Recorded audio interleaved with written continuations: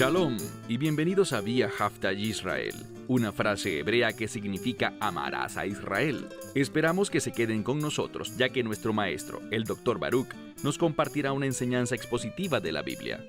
El Dr. Baruch es profesor titular del Instituto Zera Abraham, con sede en Israel.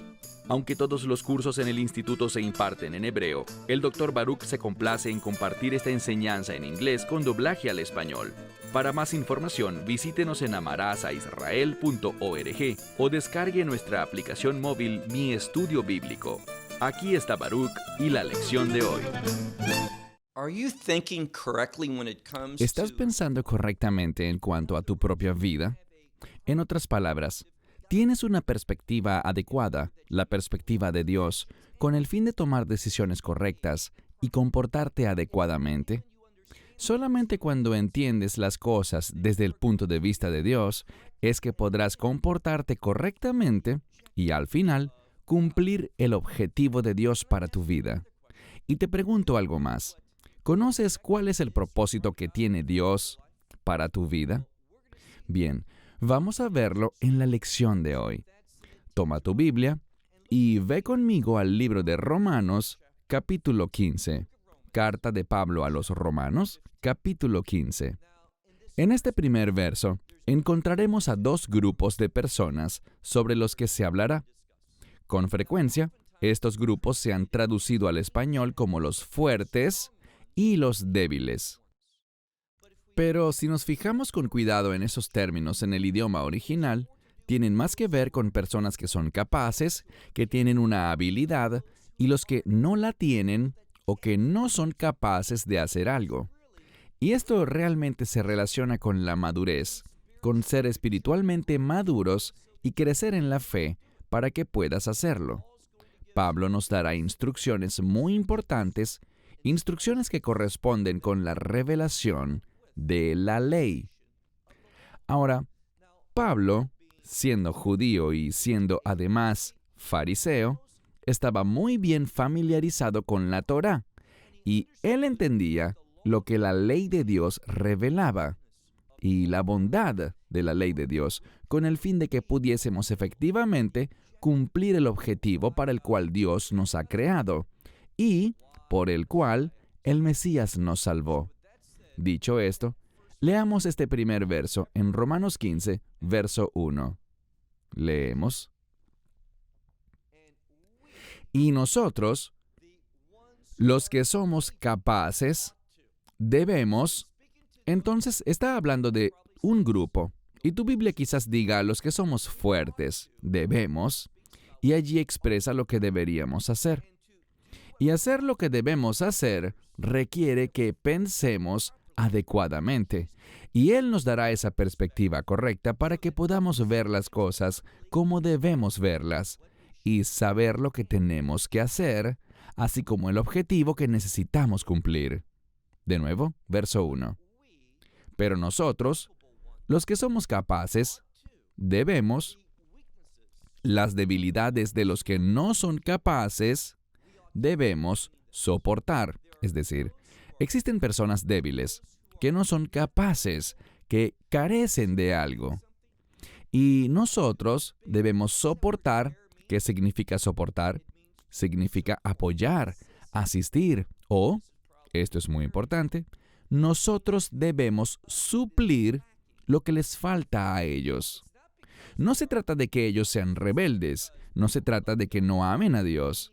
Ellos necesitan crecer. Como veremos en un momento, ellos necesitan ser edificados y por lo tanto, en vez de empujarlos a un lado o regañarlos por no ser capaces de hacer lo que necesitan hacer, somos llamados a soportar, aguantar sus debilidades y no solamente aguantarlos, sino asistirles, aprovechar la oportunidad para ayudarles a crecer y madurar, de modo que al final el objetivo sea cumplido.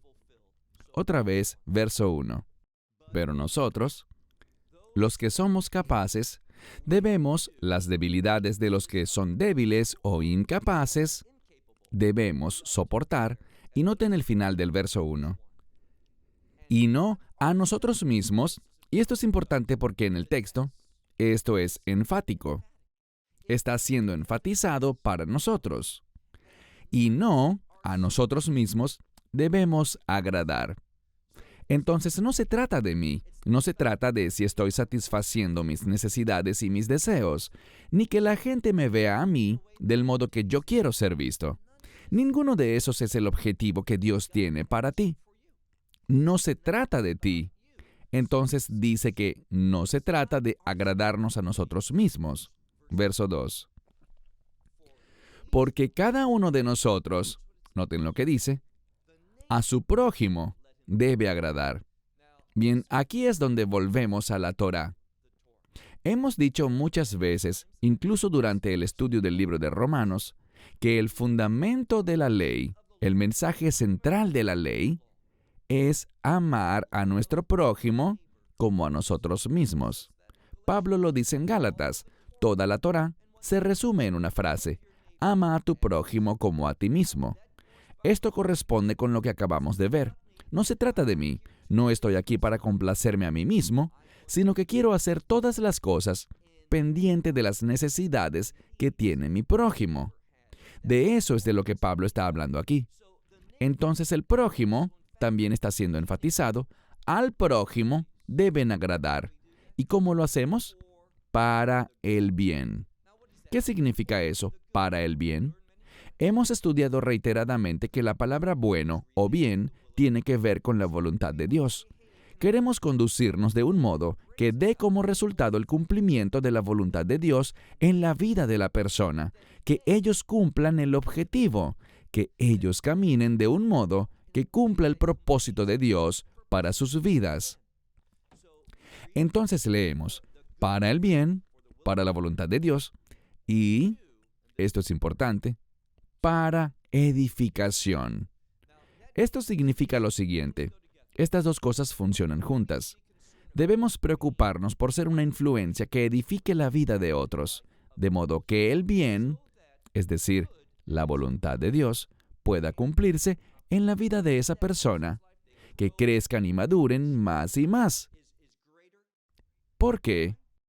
Porque ellos eran personas que no podían, que eran incapaces de hacer cosas, y queremos cambiar eso para ver personas capaces, que se conviertan, como dicen algunas traducciones, en personas fuertes, que puedan ser una fuente de edificación para otros. De eso es de lo que Pablo está hablando en estos primeros 2 versos. Pasemos al verso 3. Aquí vemos el ejemplo, no solo un ejemplo, sino el ejemplo. ¿Por qué? Porque se relaciona con nuestro Mesías, Yeshua. Y una de las cosas que debemos ver sobre el Mesías es, usualmente, y esto lo vemos especialmente en los Evangelios, que cuando Cristo es mencionado, Él será mencionado en una de 2 maneras. Lo que se enfatiza más es que Él es el Hijo de Dios o el Hijo del Hombre. O se enfatiza su divinidad cuando se le llama el Hijo de Dios, o su humanidad cuando se menciona como el Hijo del Hombre. Y cuando el énfasis está en su humanidad, lo que busca enseñarnos es que Él es el ejemplo para nosotros, tal como lo vemos en el verso 3. No solo es un ejemplo, sino que es el ejemplo perfecto. Verso 3. Porque ni aun el Mesías, también es algo enfático, ni siquiera a sí mismo se agradó. A eso no fue a lo que vino, sino que dice que antes bien, tal como está escrito. Y de nuevo, me encanta esto porque vemos una y otra vez que el propósito del Mesías es cumplir la palabra de Dios. Recuerden que Él es el ejemplo que debemos seguir. Entonces, ¿por qué debo preocuparme? Por la palabra de Dios, que yo viva de una manera que si yo creo en lo correcto, entonces viva de un modo correcto, con el fin de cumplir la voluntad de Dios. Ese debe ser el objetivo de todo creyente, pero cuando lo cumplimos, viene un objetivo mayor, y de eso es de lo que hablaremos enseguida, pero leamos de nuevo. Antes bien, tal como está escrito, los reproches de aquellos que te reprochaban cayeron sobre mí. Es decir, existen personas que quieren echar reproches sobre nosotros. Y esos reproches cayeron, dijo el Mesías, sobre mí, es decir, cayeron sobre el Mesías. Él tomó todos los reproches y toda la vergüenza. Esto tiene implicaciones importantes, porque con frecuencia nos preocupamos demasiado por lo que dice la gente. Él me faltó el respeto o ella me ha irrespetado. No debemos preocuparnos por eso, en lo absoluto. ¿Por qué? Lo que esta escritura dice es que todo ese irrespeto lo tomó el Mesías. Él lo tomó sobre sí, de modo que no tengamos ya que preocuparnos por eso, intentando justificarnos, intentando presentarnos de una manera que impresione a las demás personas. No, debemos tener mentalidad de reino, y cuando tenemos mentalidad de reino, tendremos una perspectiva diferente. Hablaremos más al respecto en un momento. Pasemos ahora al verso 4. Porque lo que se ha escrito, todo lo que ha sido escrito en la Biblia, ese es el contexto, para su instrucción ha sido escrito. Ahora, ¿para su instrucción con qué propósito? Bien, en vez de pensar en ti mismo, de pensar en lo que tienes y en lo que no tienes, en si te respetan o te faltan el respeto, ¿en qué deberíamos pensar? Noten lo que dice. Esto es importante. A fin de que por la resistencia, o la paciencia, o perseverancia, como quieras traducir esta palabra, a fin de que por la paciencia y el consuelo, y esta palabra puede significar también el ánimo de las Escrituras, tengamos, oye bien, tengamos esperanza. Entendamos algo. El término esperanza es un término de reino. Existen tantas palabras en la Biblia que se relacionan directamente con el reino de Dios. Verás, esperanza es un término de reino porque en el reino hay bendiciones. En el reino es donde recibiremos las promesas de Dios. Me dirás, pero Dios me bendice en este mundo. Así es, pero esas bendiciones son temporales, es decir, se desgastarán, desaparecerán, se acabarán. Son temporales, pero las bendiciones que recibiremos en el reino son eternas. Noten el contexto. Dice aquí que debemos perseverar o resistir. Algunas Biblias dirán tener paciencia. Si tenemos paciencia, recibiremos ánimo. ¿Para qué? Para que como resultado de la obra de Dios, tengamos esperanza, la esperanza de que experimentaremos el reino. Y es una esperanza segura, está garantizada porque la esperanza bíblica siempre está arraigada en las promesas escritas de Dios. Y una de las mayores, o la mayor de todas, es el Evangelio. Debido al Evangelio, y Dios no miente, yo estaré en el reino de Dios, donde se hallan las bendiciones eternas. En eso es en lo que debo enfocarme, y no en este mundo, en lo que tengo y no tengo. Por esto perseveramos, porque esperamos esa experiencia del reino, esas bendiciones del reino. Verso 5. Pero el Dios de paciencia, o el Dios de perseverancia o de resistencia, y de consuelo, Él les dará a ustedes, ¿qué les dará? Él les dará la misma manera de pensar unos por otros, de acuerdo con, y aquí de nuevo vemos el ejemplo perfecto, de acuerdo con el Mesías Yeshua, Jesucristo. Somos llamados a pensar como Él piensa, a perseverar y vencer las batallas de este mundo, porque existe un reino venidero. Este mundo se terminará.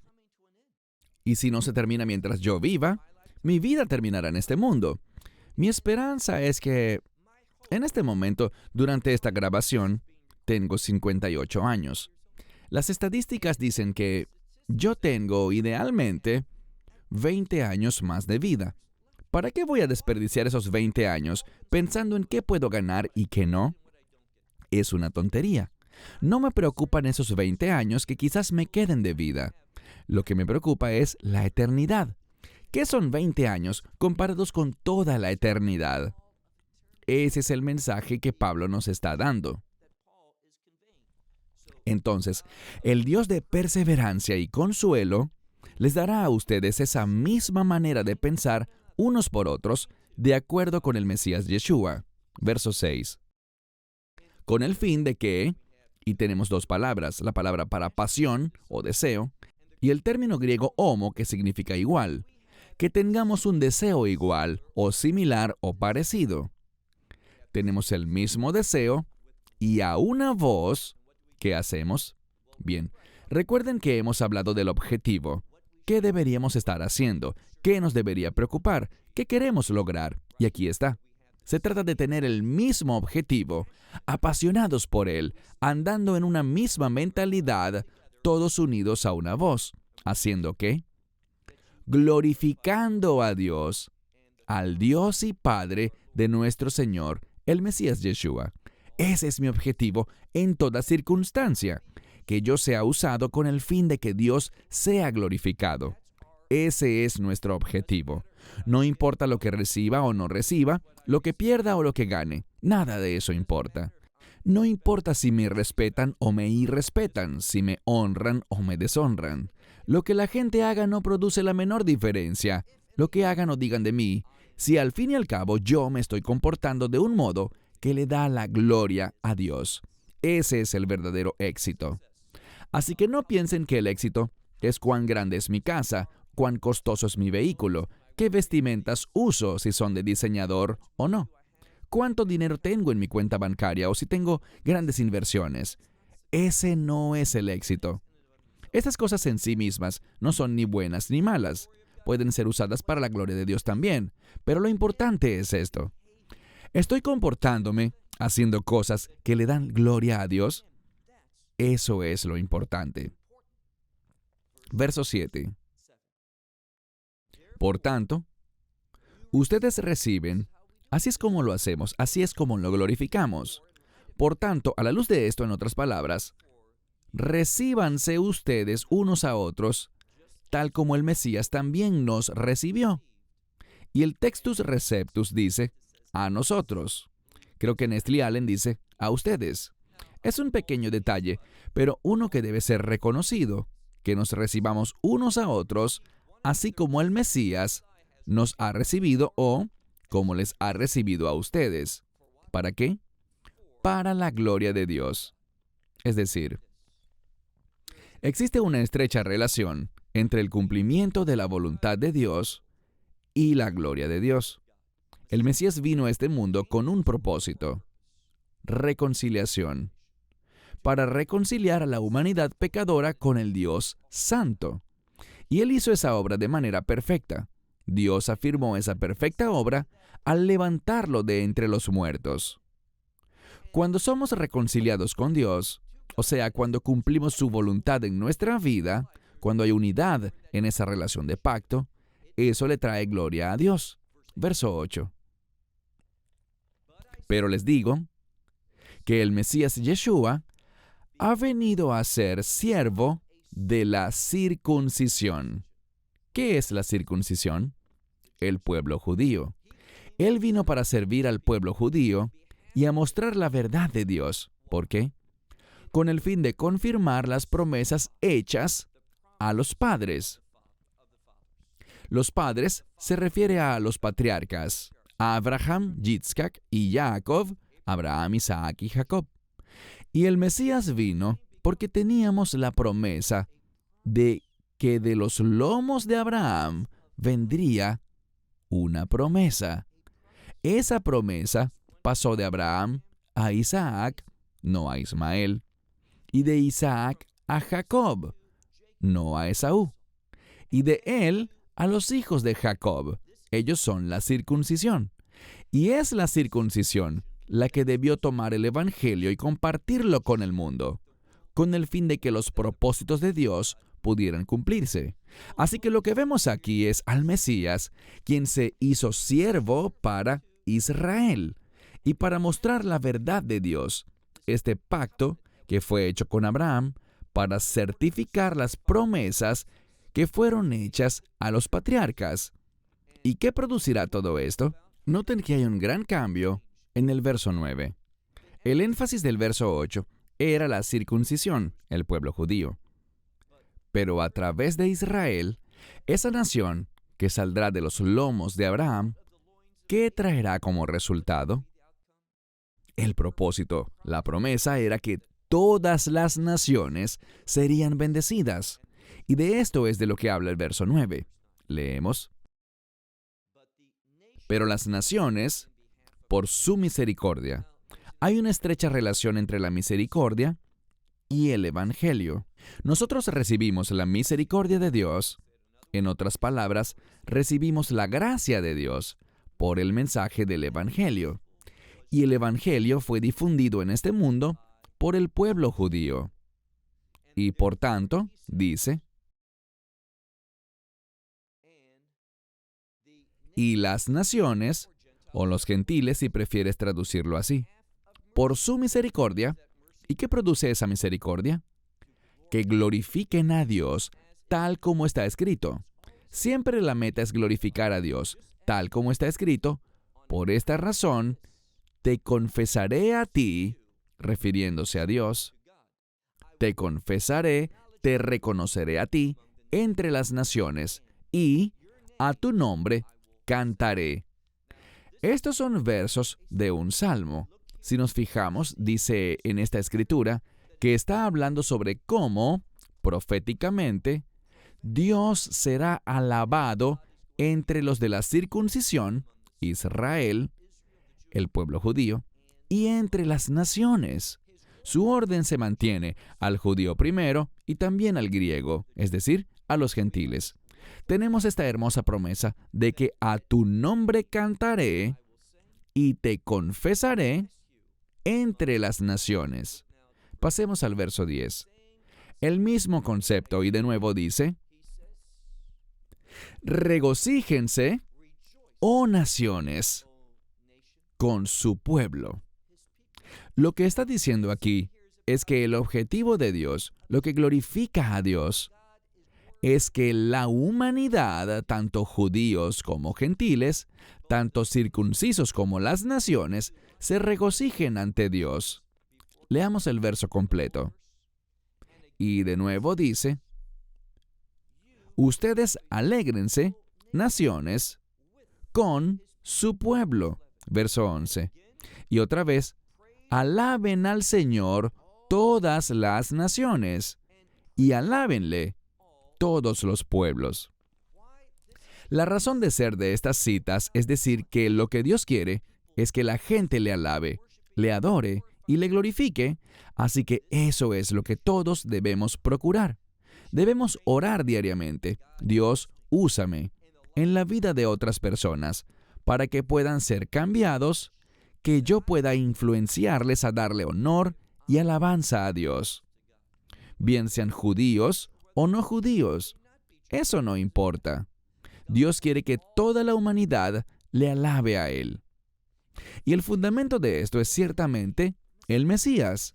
Él es la fuente. Lo que hizo y lo que ha hecho por ti y por mí hace posible que podamos ofrecer alabanzas a Él y que Él pueda recibirlas de nosotros. Pasemos al verso 12. Dice, y otra vez, Isaías dice, la raíz de Isaí estará. Esto nos habla, la raíz de Isaí es una referencia al Mesías. Estará la raíz de Isaí. Y, dice, este es aquel a quien levantaré como gobernante de las naciones. ¿Quién gobernará sobre todas las naciones? El Mesías. Él es la raíz de Yishai, o Isaí en español. Y noten que dice, aquel que será levantado. Se levantará para gobernar. Habla de la resurrección, que siempre es una referencia al reino. Y vemos que el Mesías gobernará sobre este mundo en el reino. Unas personas me hablaban el otro día sobre lo decepcionadas que se sienten porque no ven justicia en este mundo, ni igualdad en este mundo, no ven integridad en este mundo. Y es verdad. Y me decían, pero Dios es soberano. Claro que lo es. Pero Él no ha establecido su gobierno aún. En otras palabras, su trono, que está en el cielo, aún no ha entrado a este mundo. Lo hará cuando el reino milenial sea establecido. Y pasaremos del reino milenial a la nueva Jerusalén. Él siempre será, y Él siempre ha sido Señor de señores, pero aún no ha iniciado su gobierno aquí, en este mundo. Eso es lo que enseña el Apocalipsis, los eventos que deben suceder para que el gobierno del Mesías empiece a funcionar. Entonces dice, y aquel que se levantará para gobernar sobre las naciones, En Él, las naciones esperarán. Esto nos recuerda que nuestra esperanza está en el Mesías, y esa esperanza es ofrecida no solo a los judíos, sino también ¿a quién? A las naciones. ¿Lo ven? El Mesías vino a las ovejas perdidas de la casa de Israel porque Él lo hace todo de acuerdo al plan y al orden de Dios. Primero, el Evangelio para los judíos, y luego crece de Jerusalén a Judea, a Samaria y hasta lo último de la tierra, para que todas las naciones puedan recibir la misma experiencia de salvación por medio de la fe de lo que hizo el Mesías sobre esa cruz. Bien, un verso más. Habíamos leído el 12, que dice, en Él las naciones esperarán. Verso 13, nuestro último verso por hoy. Mas el Dios de esperanza, y noten que anteriormente era el Dios de perseverancia, el Dios de resistencia, el Dios de paciencia, el Dios de ánimo, y todo eso busca conducirnos a la esperanza. Mas el Dios de esperanza, ¿qué hará? Él cumplirá en ustedes, Él los llenará con gozo y paz. Recibimos ese gozo y paz con los que nos llenará entre todos los que son creyentes, a aquel que es creyente, para la abundancia, para que ustedes abunden en esperanza. Esta es la tercera vez que se menciona la esperanza, y la esperanza es una palabra de reino. Y cuando tenemos la esperanza en las bendiciones y las promesas que se hallan en el reino, eso cambiará la manera como tú y yo vivimos. Vamos a vivir una vida digna de alabar. En otras palabras, una vida que verdaderamente le brinda gloria a Dios. Concluyamos con el final del verso 13, que dice, para que abundéis en la esperanza por el poder del Espíritu Santo. Ustedes saben bien que muchas veces he dicho que el Espíritu Santo se relaciona con el orden de Dios. Eso es lo que Él hace en nuestra vida. Es su ministerio, traernos al orden de Dios. Y lo que descubrimos es que cuando esperamos las cosas del reino, no las cosas de este mundo, sino las cosas del reino, eso liberará el ministerio del Espíritu Santo en nuestras vidas. Ese bautismo de fuego, mediante el cual somos ungidos para hacer la obra de Dios. Somos equipados para cumplirla y cumplirla con éxito para la gloria de Dios. Se terminó el tiempo. Hasta la próxima semana. Que Dios les bendiga. Shalom desde Israel. Esperamos que te hayas edificado con el mensaje de hoy y lo compartas con otros. Te invitamos a seguir nuestros estudios cada semana por este canal y por el portal de YouTube de Amarás a Israel. También puedes descargar nuestra aplicación móvil gratuita, Mi Estudio Bíblico. Finalmente, para obtener más información sobre nosotros, visita nuestra web amarasaisrael.org, donde encontrarás otras conferencias de Baruch en audio, video y texto. Hasta el próximo programa. Que el Señor te bendiga en Yeshua HaMashiach, Jesús el Mesías, mientras caminas con Él. Shalom desde Israel.